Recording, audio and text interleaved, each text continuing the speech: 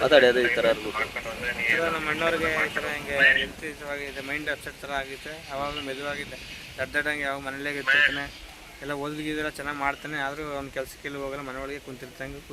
ಈಗ ಇವರು ಆಶ್ರಮ ಸೇರ್ಸಕ್ಕೆ ಇಷ್ಟನೇ ನಿಮ್ಗೆ? ಹಾಂ ಸರ್. ಹೌದು.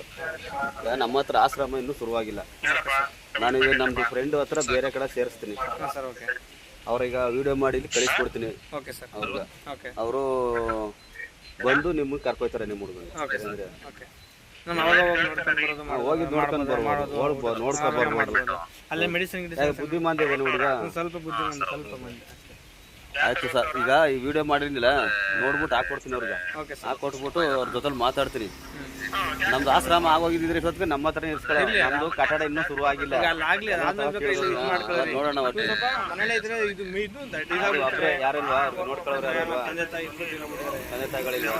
ನಾನೊಬ್ಬ ಕೆಲ್ಸಕ್ಕೆ ಹೋಗ್ತೀನಿ, finance ನೋಡ್ಕೊಳ್ಳೋರಿಲ್ಲ. ನೋಡ್ಕೊಂಡಿಲ್ಲ.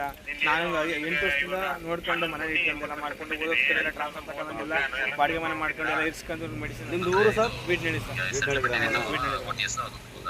T Narasipura taluk, Mysuru district, Bennur hobli, Hannur post. ಸರಿ ಸರ್, ಇದು ಮಾಡಿ ಅಪ್ಲೋಡ್ ಮಾಡ್ತೀರಿ. ಈಗ ನಮ್ಮ ಫ್ರೆಂಡ್ ಕಳಿಸ್ಕೊಡ್ತೀನಿ ಇದನ್ನ.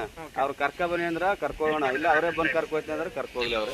ನೀವು ಅವ್ರಿಗೆ ಡಾಕ್ಯುಮೆಂಟ್ಸ್, ಆಧಾರ್ ಕಾರ್ಡು, ಪೊಲೀಸ್ ಒಂದು ಲೆಟ್ರ್ ಕೊಟ್ಟು ಆಯ್ತು ಸರ್ ಮಾಡ್ಕೊಳ್ಳಿ. ಯಾಕಂದ್ರೆ ನಮ್ದು ಹೋಗ್ಬಿಟ್ಟಿದ್ದೀರ ಸರ್. ಇಷ್ಟೊತ್ತಿಗೆ ನಾವು ಬೇರೆ ಎಲ್ಲೋ ಸೇರಿಸಿಲ್ಲ. ನಮ್ಮ ಹತ್ರ ನೀವು 100 ಜನ ಆಗೋಗ್ಬಿಡೋರು. ಹಾಂ, ಏನು ಮಾಡ್ರಿ, ನಮ್ಗೆ ಸ್ಯಾಂಡು ಸಿಮೆಂಟ್ ಇದ್ರದೇ ಪ್ರಾಬ್ಲಮ್. ಅದರಿಂದ ಸ್ವಲ್ಪ ಅವ್ರೇನು ಸುಮ್ಮನೆ ತಿಳ್ಕೊಟ್ರು, ಬೇಜಾರು ಮಾಡ್ಕೋತಾರೆ. ನಾವು ಕೇಳಿ ಸಾಕೈತಿ ಸರ್. ಅದಕ್ಕೆ ಆಯ್ತು, ಈಗ ಹೋಗ್ಲಿ ಬಿಡಿ ಸರ್. ಈಗ